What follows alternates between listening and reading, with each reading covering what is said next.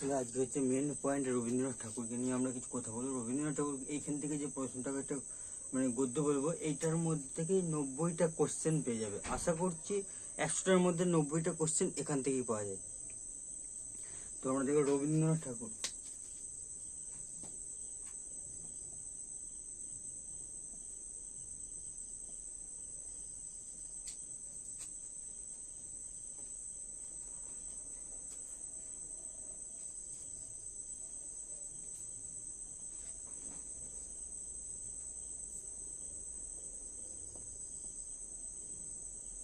রবীন্দ্রনাথ ঠাকুরকে নিয়ে আমরা কিছু কথা বলবো। এগুলো রবীন্দ্রনাথ ঠাকুর কিছু একটা কবিতা গদ্য বলে দেবো, যেটার জন্য এই গদ্যটার থেকে তুমি শর্ট কোশ্চেন আরামসে আনতে পারবে।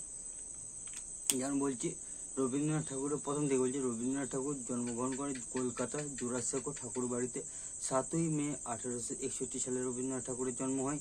রবীন্দ্রনাথ ঠাকুরের বাবার নাম দেবেন্দ্রনাথ ঠাকুর এবং মায়ের নাম সারদা দেবী। রবীন্দ্রনাথ ঠাকুর আমাদের রবীন্দ্রনাথ ঠাকুর গীতাঞ্জলি প্রথম ভারতীয় এবং প্রথম এশিয়ান নোবেল জয়ী হলেন রবীন্দ্রনাথ ঠাকুর। এই রবীন্দ্রনাথ ঠাকুর ছিলেন কবিগুরু বা উপন্যাসকার, আর উপন্যাসকার এবং কাব্যগ্রন্থ লেখক আর কবিতা লেখক ছিলেন, নানা রকম লিখতেন। তার মধ্যে কিছু জিনিস উনি উপন্যাসকারে ছিলেন এবং কাব্যগ্রন্থকারে ছিলেন।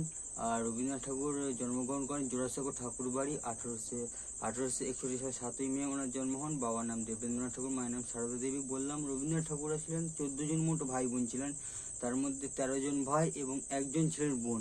তার মধ্যে রবীন্দ্রনাথ ঠাকুর সব থেকে ছোট ছিলেন এবং যিনি বোন ছিলেন তারা ওনার নাম ছিলেন স্বর্ণকুমারী দেবী। স্বর্ণকুমারী দেবী উনি রবীন্দ্রনাথ ঠাকুরের 13 জন ভাই বোন, 13 জন ভাইয়ের মধ্যে একজন বোন ছিলেন। মোট 14 জন ভাই বোন ছিলেন, তার মধ্যে স্বর্ণকুমারী দেবী একজন বোন আর বাকি 13 জন ভাই। আর রবীন্দ্রনাথ ঠাকুর ছিলেন সব থেকে ছোট। রবীন্দ্রনাথ ঠাকুর সব থেকে ছোট ছিলেন। রবীন্দ্রনাথ ঠাকুর কবিতা লিখতেন। রবীন্দ্রনাথ ঠাকুর লিখতে ভালোবাসতেন। ওনার বাড়িতেই লিখতেন কবি, দক্ষিণ দিকের জানালাতে বসে এবং খোলা মাঠে বা গাছের তলায় উনি কবিতা বসে লিখতেন। আর রবীন্দ্রনাথ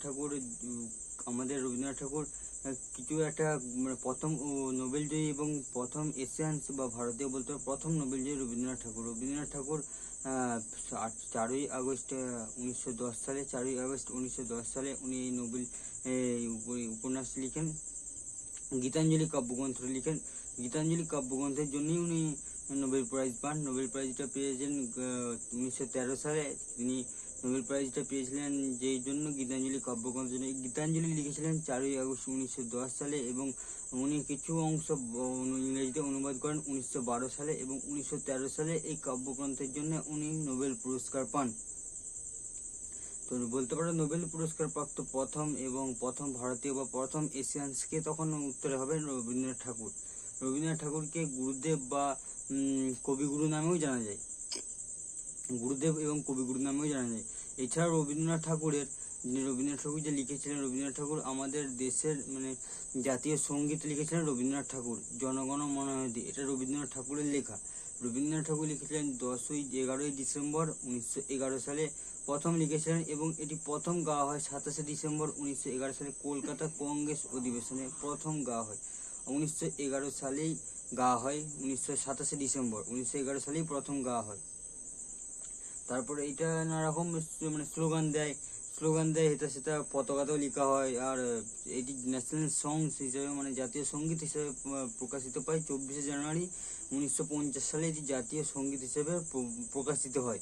আর রবীন্দ্রনাথ ঠাকুর মারা যান 7ই আগস্ট 1941 সালে উনি মারা যান। রবীন্দ্রনাথ ঠাকুর 1941 সালে উনি মারা যান, সাথে নিজেও বাড়িতেই মারা যান। উনি বহুদিন রোগের কারণে উনি মারা যান। এবং রবীন্দ্রনাথ ঠাকুরের যে ওনারা ভাই বোন যে ছিলেন 14 জন ভাই বোন ছিলেন, ওনাদের মধ্যে কিছু ভাই বোনের নাম বলে দিচ্ছি।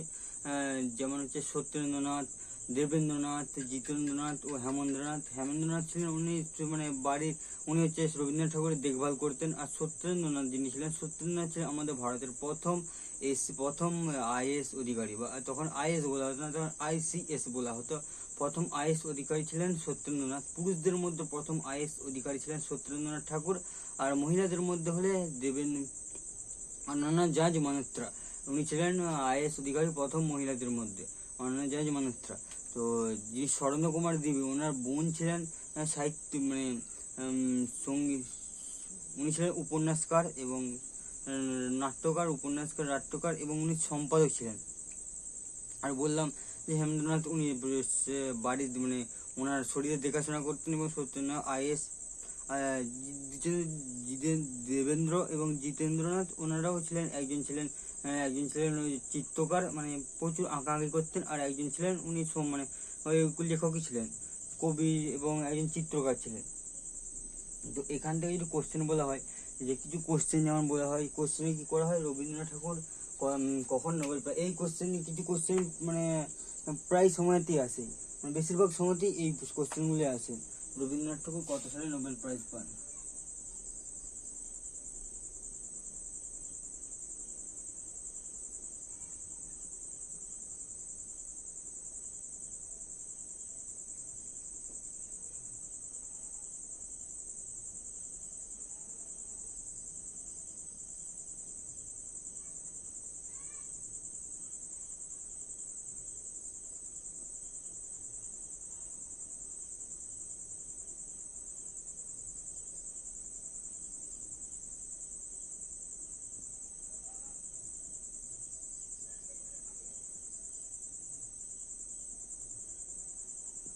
এই জন্য দেখতে পারো আমার যদি কোনো বানান ভুল হয়, তাহলে বানান আমার এমনিতে মানে আমার বানান স্পেলিং মিস্টেক আমার এমনিতেই হয়, আমার খাতায় লিখে সেটাতেও বুঝতে পারি। যদি স্পেলিং মিস্টেক হয় নিজেরা একটু কারেকশন করে নিও। তো এখানে রবীন্দ্রনাথ ঠাকুর কত সালে নোবেল প্রাইজ পান, নোবেল পুরস্কার পান? 1913 সালে। কি জন্য পান এটা?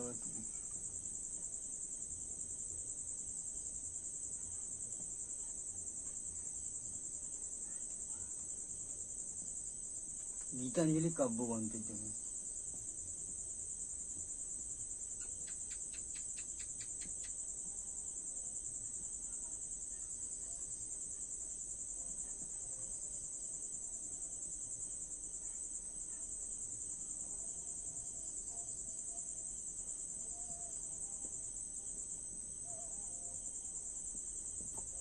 গীতাঞ্জলি কাব্যগ্রন্থের জন্য পান, গীতাঞ্জলি কাব্যগ্রন্থের জন্য। আর রবীন্দ্রনাথ ঠাকুর কত সালে, এটা 2 নম্বর কোশ্চেন বললে বলতে পারো, 2 নম্বর। 3 নম্বর, রবীন্দ্রনাথ ঠাকুর কত সালে নোবেল গীতাঞ্জলি কাব্যগ্রন্থ কত সালে লেখেন?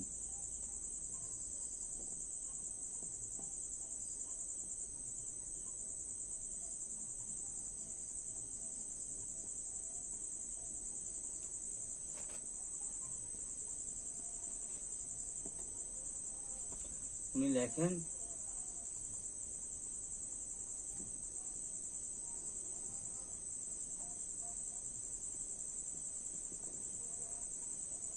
4ই আগস্ট 1910 সালে। 4ই আগস্ট 1910 সালে উনি এটা লেখেন। আর 4ই আগস্ট 1910 সালে লেখেন, এটা ভালো করে দেখা যাচ্ছে।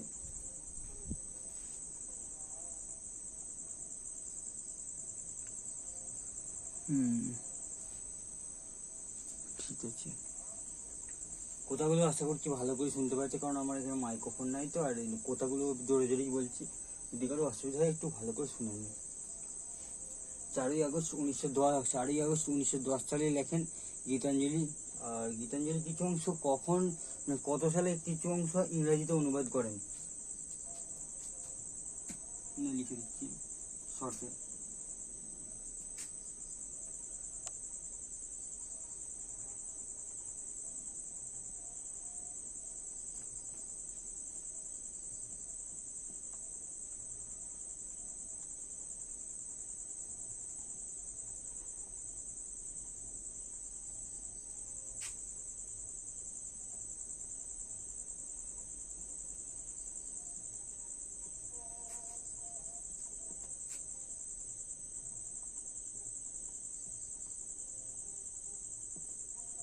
উনিশশো 12 সালে কিছু অংশ ইংরেজিতে অনুবাদ করেন, উনি পুরোপুরি কিছু অংশ ইংরেজিতে অনুবাদ করেন 1912 সালে।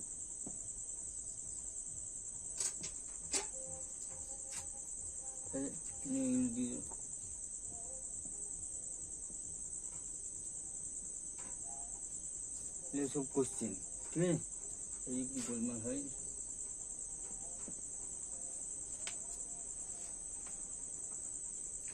কিছু অংশ 1912 সালে উনি লিখেন। এরপর এই গীতাঞ্জলি, যে গীতাঞ্জলিটার জন্য এইটার মধ্যে এরপর আরো উনি কাব্যগ্রন্থ পান কত সালে, এবং ওনার যে জাতীয় সঙ্গীত, উনি যে জাতীয় সঙ্গীতটা লিখেন ওর জন্য কিছু জিনিস আমি বলে দিচ্ছি। ধরো এবার তারা মুছে দিয়ে একটু,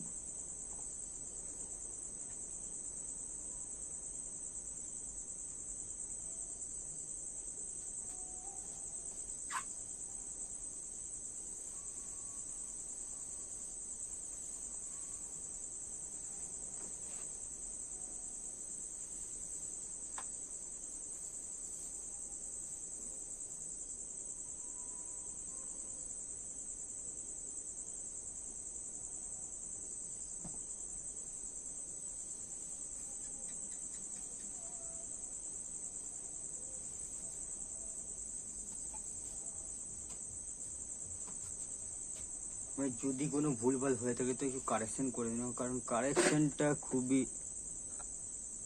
দরকার। ডাকুর যে কপালে হয়েছে, ডাকুর। এরপর বলছি রবীন্দ্রনাথ ঠাকুর জাতীয় সঙ্গীত লিখেছেন, জাতীয় সঙ্গীত কত সালে লিখেন। এটার থেকে আমি যে প্রথমে বললাম না, যে গদ্যটা বলে দিলাম যে রবীন্দ্রনাথ কোথায় জন্মগ্রহণ করেন,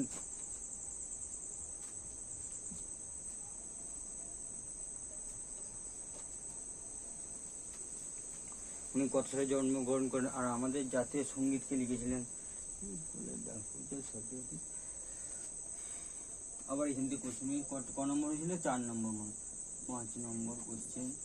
5 নম্বর কোশ্চেন, রবীন্দ্রনাথ ঠাকুর যে উনি যে লিখেছিলেন, এটার থেকে আবার এক করে করবো কি, যেটা ইয়েগুলি আছে জাতীয় সঙ্গীতটা লিখতে গেলে এটা আলাদা করে লিখতে পারো বা এর সঙ্গে লিখতে পারো, এটা এক থেকে করে দিতে। আবার লিখেছি জাতীয় সঙ্গীত, আমাদের জাতীয় সঙ্গীত বা ভারতবর্ষের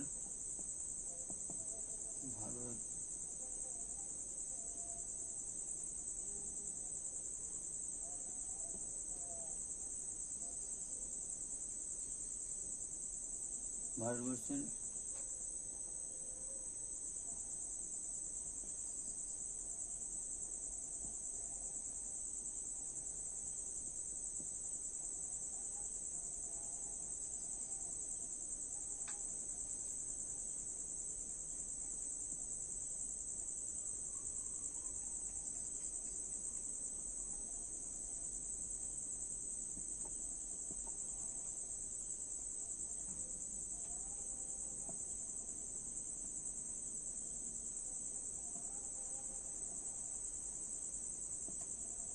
রবীন্দ্রনাথ, ভারতবর্ষের জাতীয় সঙ্গীতকে লিখেন রবীন্দ্রনাথ ঠাকুর। এখানে ঠাকুরটা লিখে দিলাম, ঠাকুরটা লিখিনি, রবীন্দ্রনাথ ঠাকুর। এবং উনি কত সালে লিখেন,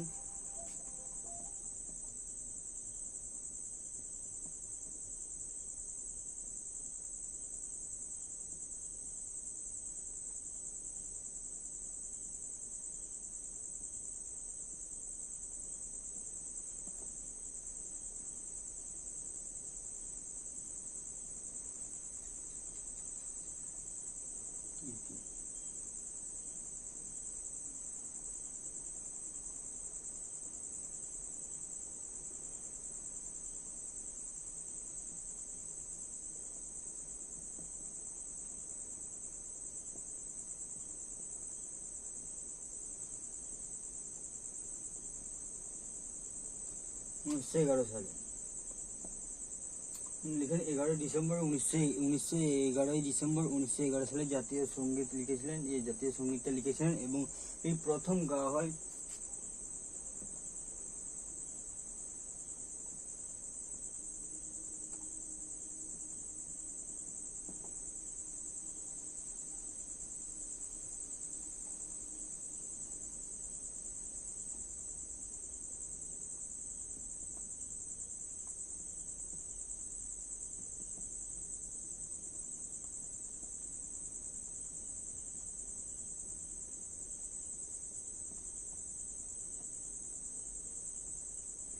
27 ডিসেম্বর 1911 সালে প্রথম গাওয়া হয়। কোথায় গাওয়া হয়? কলকাতা কংগ্রেস অধিবেশনে।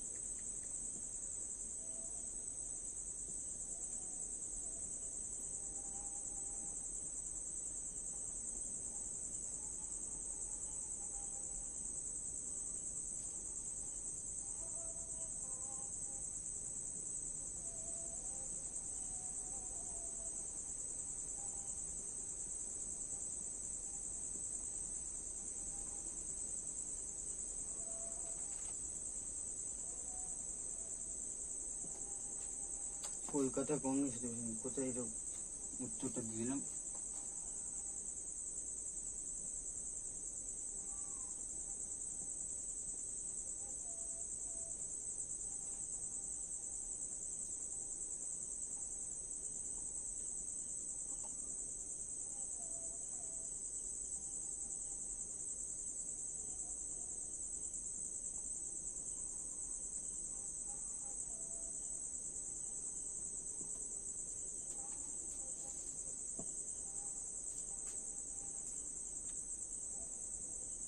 কলকাতা কংগ্রেস অধিবেশনে প্রথম গাওয়া হয়।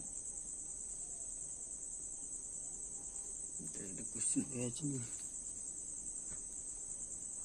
অ্যান্সারটা দেখা যাবে না, মানে কোশ্চেনটা লিখলে অ্যান্সারটা মনে দেখা যাবে না। এটা বুঝতে পারছেন নিশ্চয়ই। প্রথম গাওয়া হয় এবং এই প্রথম কখন জাতীয় সঙ্গীত হিসেবে স্বীকৃতি পায়? প্রথম কত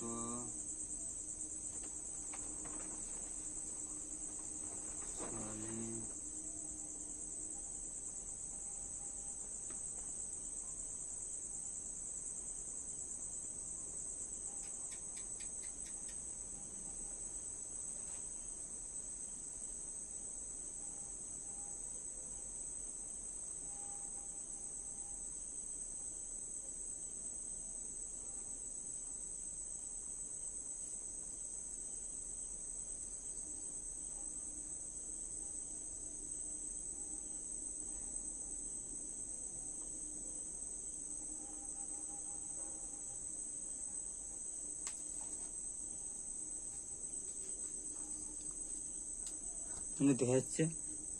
আমি এখানে লিখছি, চুপ বুঝেছেন, উত্তরটা এখানে লিখে দিচ্ছি।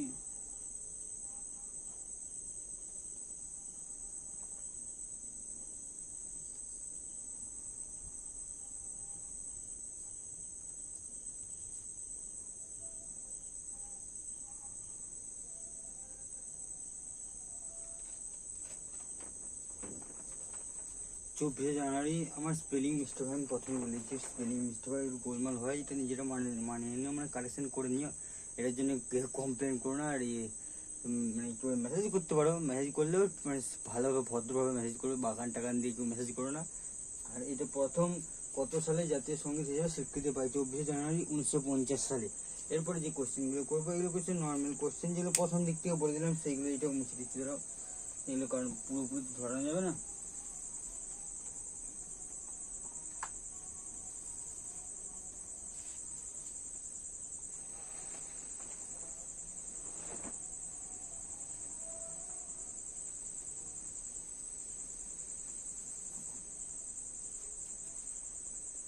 আর রবীন্দ্রনাথ ঠাকুরের জন্ম কত সালে? এবারে এইখানে আছে, রবীন্দ্রনাথ ঠাকুর লিখছি না, এটা প্রথম দিকে করতে হতো, প্রথম দিকে এগুলো করলে ভালো হতো, কিন্তু আমি শেষের দিকে করছি কারণ ওইগুলো হচ্ছে মেন জিনিস। কত সালের জন্ম?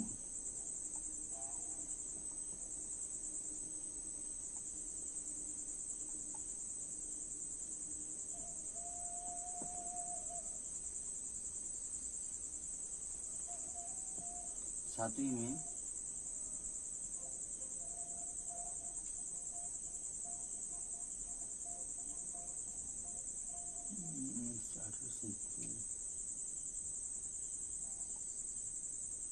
1861। ওনার জন্ম 7ই মে 1861। আর ওনার বাবার নাম, পিতা বা বাবা বলতে পারো, পিতা।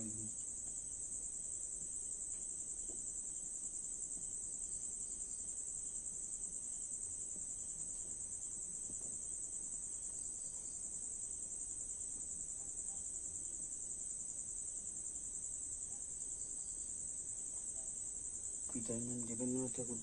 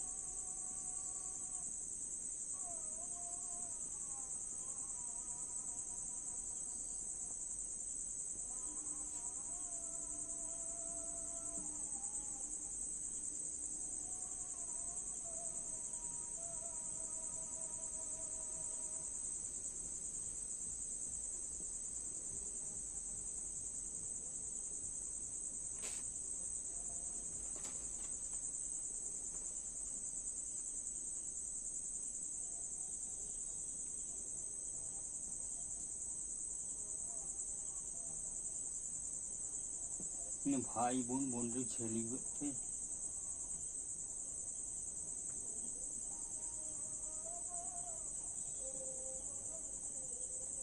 ভাই বোন ছিলেন মোট কতজন ভাই বোন ছিলেন? আমার 14 জন ভাই বোন ছিলেন। এটা অ্যান্সার করে দিচ্ছি, কেউ উত্তরটা লিখে আমার কতজন ভাই বোন ছিলেন এটা কোশ্চেন হবে, কিন্তু উত্তরটা হবে 14 জন ভাই বোন ছিলেন, একজন বোন ছিলেন। 13 জন ভাই,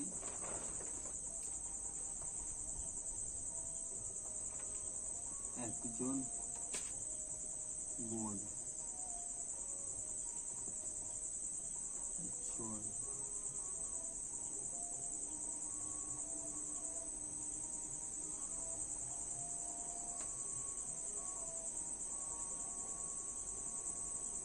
সব থেকে ছোট ছিলেন।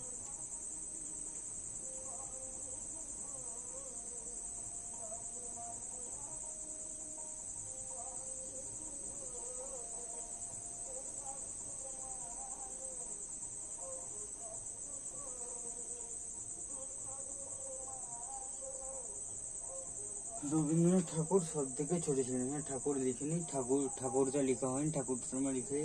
সব থেকে ছোট ছিলেন রবীন্দ্রনাথ ঠাকুর। কিছু মানে উপন্যাস লিখেন, কিছু কাব্যগ্রন্থ লিখেন। উপন্যাস করে কি, যেমন হচ্ছে গীতা, কাব্যগ্রন্থ গীতাঞ্জলি, মানসী, বাচ্চাদের কবিতা, কাব্যগ্রন্থ গীতাঞ্জলি, মানসী, বাচ্চাদের কবিতা। উপন্যাস হলো গোড়া উপন্যাস আর নৌকাডুবি, এগুলো হচ্ছে উপন্যাসকার। উপন্যাস গোড়া উপন্যাস, নৌকাডুবি আর চোখের বালি, এগুলো হচ্ছে উপন্যাস। আর কাব্যগ্রন্থ এমন হচ্ছে গীতাঞ্জলি কাব্যগ্রন্থ, মানসী আর মানসী, বাচ্চাদের কবিতা 4 অধ্যায় তো মানে উপন্যাসকার, আর বাচ্চাদের কবিতা এটা কাব্যগ্রন্থ। গীতাঞ্জলি কাব্যগ্রন্থ জন্য নোবেল প্রাইজ পান, এই গীতাঞ্জলিটা কাব্যগ্রন্থ। আর ওইগুলো হচ্ছে উপন্যাস। গীতাঞ্জলি কাব্যগ্রন্থ আর উপন্যাসের মধ্যে কাব্যগ্রন্থ ছোট, উপন্যাসটা একটু মানে বিশাল বড় টাইপের, এছাড়া কিছু না। আর রবীন্দ্রনাথ ঠাকুর সব থেকে ছোট ছিলেন। এনাদের মধ্যে মানে দেখাশোনা, রবীন্দ্রনাথ দেখাশোনা করতেন হেমেন্দ্রনাথ ঠাকুর, এবং এনাদের যে একজন ভাই ছিলেন, উনি ছিলেন প্রথম IAS অধিকারী। এই যে সত্যেন্দ্রনাথ ছিলেন, সত্যেন্দ্রনাথ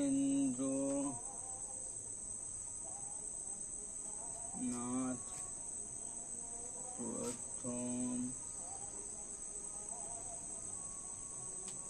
IAS ছিলেন।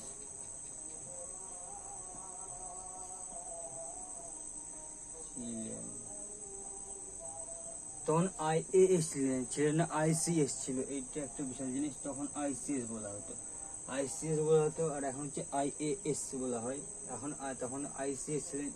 আমাদের প্রথম ভারতীয় IAS অধিকারী হলেন সত্যেন্দ্রনাথ ঠাকুর। পুরুষদের মধ্যে, আর মহিলাদের মধ্যে হলো অনন্যা জাজ মান্ত্রা, উনি মহিলাদের মধ্যে প্রথম IAS অধিকারী।